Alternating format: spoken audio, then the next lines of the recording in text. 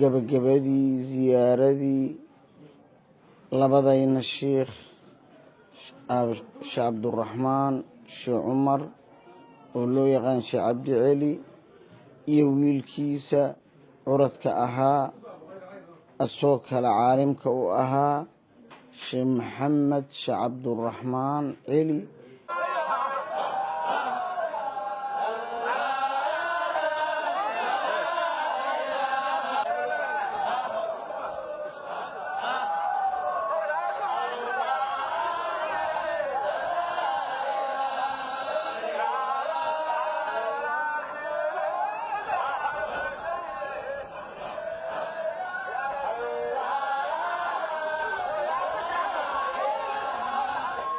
ziyaartaas umuurteeda waxay ku soo bilaabatay shiikha sheekh cabduraxmaana wuxuu dhintay 1402 hijriyadii uu dhintay. waa maalin talaado ah. isla markaas dadkii oo waxbaray iyo dadkii axbaabtiisa ahaa oo qaraabada ahaa waxay bilaabeen in ay waqti u qabtaan ziyaarada si laysugu yimaado.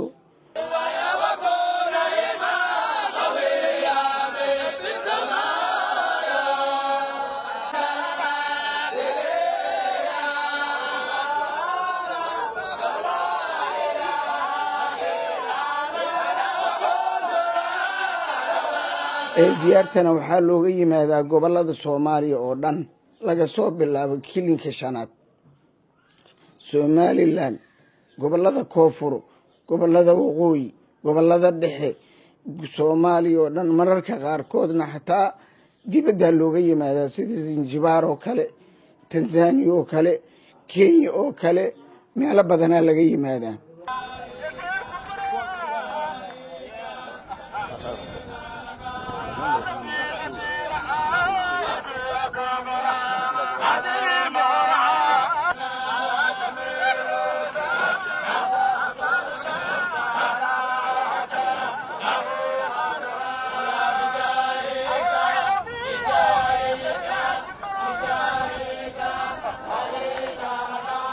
dadka isugu yimaado waxa ay maaragtay noloshooda kulli waxa ka faalqaaday culimada iyo hadii ilaahay ku idmo iyo ahbaabta sheekha oo ilaa iyo hadda wax alla wixii loo baahnaayo dhan bixiyo.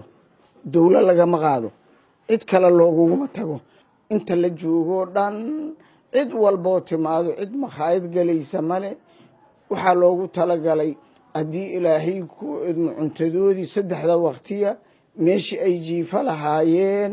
alxamdulilaahi rabbil caalamiin. wax culaysa ama qaylaana ma ka jiraan. ilaahan ku mahadinay.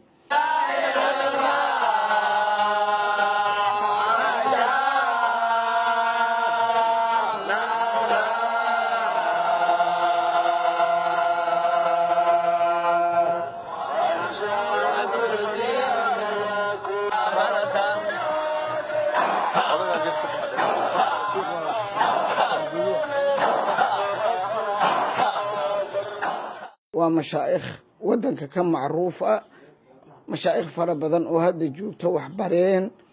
sidaas darteeda in oo maaragtay magacoodii oo maaragtay baaqi ahaado maadaama ay ummadda diinkeedii ku horkacayeen nooleeyeen. saasaa lagu qiimeeyey.